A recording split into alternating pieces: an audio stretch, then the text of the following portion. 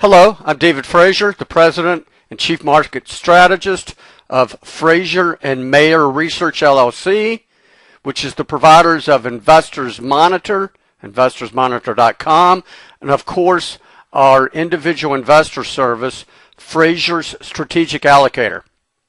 I'm recording this week's internet TV show on Friday, June the 9th at around 2 o'clock in the afternoon, Eastern Time. Well, stocks in general, and when I say in general, I'm really looking at the major stock market indices. I mean, in general, that's, the S&P 500 is 500 stocks, for example. So stocks in general, as I'm sure you know, moved a bit higher over the past couple of weeks after I advised our clients and subscribers to sell numerous securities and to allocate a larger portion of their financial market assets to cash or to money market securities. And I'm very comfortable that I made the right decision in making those recommendations. And that's because even though stocks did move a bit higher over the past couple of weeks, well, they did so on light trading volume, and which indicates that in the aggregate, there's a relatively small number of persons that bid up stock prices, and likely those persons were short-term floor traders that get in and out of stocks pretty rapidly.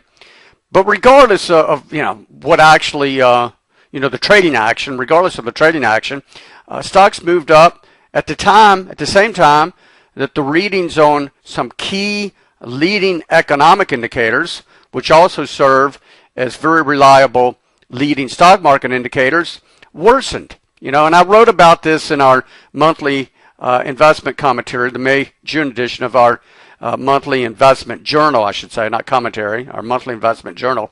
So I don't need to reiterate that now. I'm sure all of you, hopefully all of you, have read that report. And on a positive note, we got some good news, at least I would argue, on Thursday of this week when the former FBI director, James Comey, said quite clearly, when asked, did President Trump impede or obstruct the FBI's investigation of Russia's meddling in the 2016 U.S. elections, he said no, he did not. I won't bother to go on to say what else he said. Probably a lot of you are aware of it. The fact remains, he said no. The president did not impede in any way whatsoever or obstruct that investigation. Several high-ranking persons and U.S. intelligence agencies also said the same thing. This came no surprise to me whatsoever. I mean, if you just look at and keep up with the facts and just use good basic sense, I think it's really easy to ascertain that did not occur. And at least that's what the intelligence agencies here in the U.S. and the FBI told us this past Wednesday and Thursday. So let's not dwell on that. The only reason I bring it up, I presume you know. If you don't, I'm going to tell you my opinion, and that is that that's a very, very important development. And the reason being is something that I wrote about in this week's weekly investment commentary, our weekly written publication, is that these relentless attacks, and that's what they are, there's data to support it, relentless attacks against President Trump by most of the media is distracting from what the president's trying to accomplish. Now, I don't know, I'm sure there's some of you, or at least I presume, that are watching and listening to this video that did not vote for President Trump and would have preferred someone else be in the White House. Well, I'm not going to get into that. The fact of the matter is Trump is in that White House now, and I know in many, many years of studying U.S. history, U.S. economic factors and developments, U.S. political actions, that the types of economic proposals that have been made by President Trump would be very, very positive for the U.S. economy and getting the economy to grow at a much faster pace, increasing the country's employment. It would improve the economy substantially. There's 100% confidence of that because of my extensive studies that I've done on the types of proposals that the president's made. But even though, the intelligence heads, high-ranking persons intelligence agencies and the FBI,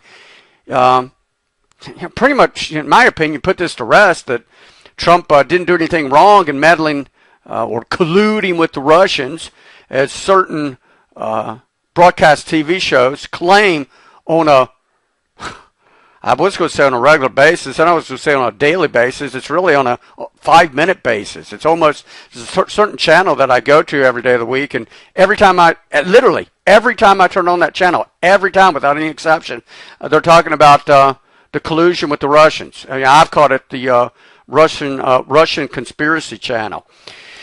Anyway, once again, the reason I'm talking about this is this is not a political show. But the reason I'm discussing politics is political factors have impacted indirectly people's sentiment regarding the economy and their outlook for the economy. And therefore, it has affected and is continuing to affect the amount of money that individuals and families are or are not spending, the amount of money that businesses are or are not investing, manufacturing activity. It's affecting all these very important economic factors that is indirectly weighing to some degree on stocks. It really didn't weigh on stocks over the past couple of weeks. As I said, stocks moved up, which I'm sure you know. But I've studied I've studied so many economic factors and done statistical correlation analysis, multi-regression analysis, time series analysis, Box-Jenkins statistical analysis. Maybe some of you are familiar with that. Lots and lots of ways of looking at lots of data over many, many years. And, I came up with this model that I created in 1986. It's been very, very reliable. And as I discussed in our monthly investment journal, the readings on that model have risen to warning levels. And that is that unless the economy starts to turn around, don't listen to these people in the mainstream media. The economy's not improving. It did improve a few months ago, but recently it did not improve. It worsened. The housing market's weakened. Manufacturing slowed down. Personal spending, the rate of increase is slowed. People are tightening their pocketbooks. The employment situation's worsened. It's not in a bad shape, but I do not see the economy going to a recession. But things have worsened. And unless these economic proposals made by the president get implemented soon, we're in danger of pulling back sharply. And so this is a time to be cautious. I ask you, our subscribers and clients, to try to remember on a regular basis, our major objective at Frazier and Mayer Research through our different channels, whether it's publications or face-to-face consulting with people, is to help our clients and subscribers to avoid almost completely the big downturns and to profit from the major upturns, not to get in and out and try to call every day, every week exactly right. And so, I don't think I need to dwell on this anymore. What I'm getting at is I continue to think and feel confident about that now is the time to be cautious. Now, having said that, let's move on. A few comments about our model portfolios. Of course, I advised our subscribers a couple of weeks ago, maybe 3 weeks ago now, to get out of several infrastructure-related stocks. And, a couple of those stocks have moved sideways One or two has moved down a bit since then, and a few have moved up slightly. But, once again, we need to be cautious here because, we don't know if something's going to happen regarding infrastructure spending. I mean, the president made speeches on Wednesday and Friday of the week of this past week, the week ending June 9th, regarding infrastructure spending.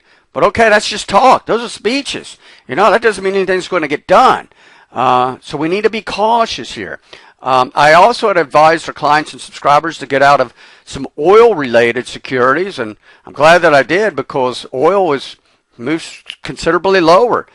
Crude oil prices and oil-related securities have moved lower since I recommend getting out of the securities. So I think those were good calls. And that's all in the past. Looking forward, where do we go from here?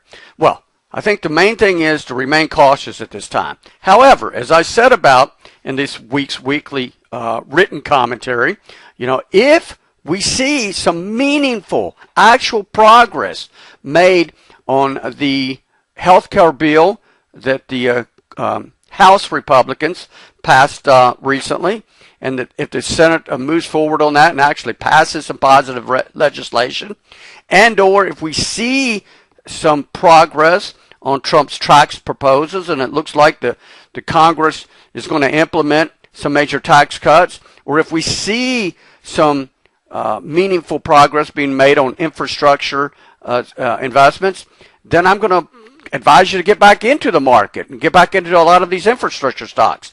And I'll likely also advise you to allocate some of your money to bank stocks. In fact, there's a good chance I'm going to do that next week. That is bank stocks recommendations, simply because those stocks that I've been monitoring, primarily Bank of America and JP Morgan, but also several regional banking stocks. And instead of advising to buy 5, 10, 15 regional banking stocks, there's a regional bank ETF, symbol KBE, I think I've already mentioned, that I'm monitoring closely. And they pulled, all of those securities pulled back considerably over the past few weeks, held above some key price support levels, and then rallied on Thursday and Friday this week. So I'm monitoring those closely and might recommend you to put a little bit of your money in those securities next week.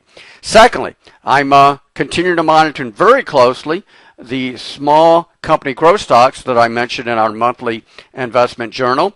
And two of those stocks, in my opinion, are currently overpriced. But one of them, Applied Optoelectronics, it moved back today to a key price support level. In fact, I'm going to take a look at it right now, see where it's trading at this moment at 2:20 Eastern Time. Typed in the wrong symbol. There we go. Wow, it's at 66.46 at the moment. And if it were to hold near that level over the next couple of days, there's a very, very, an extremely good chance that I'm going to recommend buying that security. It's already being undervalued, financial participants, but I was expecting and hoping to see a pullback to around $67 or $68, and now it's 66 something. So there's a good chance I'm going to recommend. There's a very good chance I'm going to put out a trade alert on that sometime next week. I'm going to wrap this up by saying, I've encouraged you, our subscribers and clients in the past, to go to our my firm's internet website, and we're continuing to make improvements. We're at least recently we've been able to update it on a daily basis. And if you haven't been there recently, there's something new that we're now focusing on getting more and more of, and that is information on a small company growth stocks.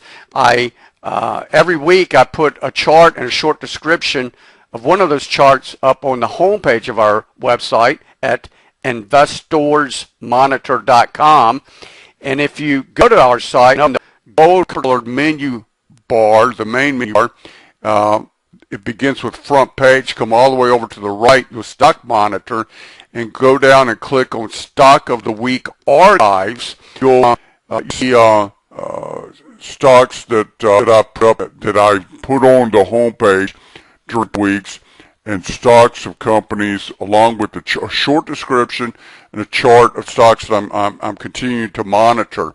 And those are, anything that I put up there is going to be a stock of a company that meets my primary fundamental criteria for small company growth stocks. And that is, it's a stock of a company that's offering a revolutionary new product or service, or a big improvement in the type of products that it's offering, that has little competition, or is a market leader in its respective industry, that's been growing its revenues and earnings at a fast rate, and my research indicates that those companies will continue to grow the revenues and earnings at a fast rate over at least the next 12 to 18 months, if not the next 2 to 3 years. And there's other things I look at too. I'm not going to get into all the details. I look at institutional investors. Are they adding to their positions in their securities? Are they selling them? But those are the major criteria, the ones that I just mentioned. Also, I look for companies that are strong financially. Don't want to put money in weak financial, companies that are weak financially. I'm not going to get into the details there. Hopefully you understand why I say that. But very importantly, I also look at valuations. Does the operating results of those companies and the new products and services and what they're doing operationally, does that, in comparison to the company's stock price, does it indicate that financial market participants are fairly valuing, overvaluing, or undervaluing the company's stock? And if my research indicates that they're overvaluing, then I'm going to wait for a pullback. And if it doesn't pull back and keeps to go higher, fine. We'll just stay out of it and we'll say, hey, well, I missed that one. I like to limit my risk, and I like to limit the risk that our clients and subscribers take. But I monitor these stocks on a daily basis. And as I said, this applied optoelectronics, it looks like we're going to be given an opportunity to get into that at a good price. So that's probably about 20 minutes. So let's wrap this up. I thank you for listening and watching, and I'll speak with you again probably next Saturday is when I'll record the next video. Thanks again.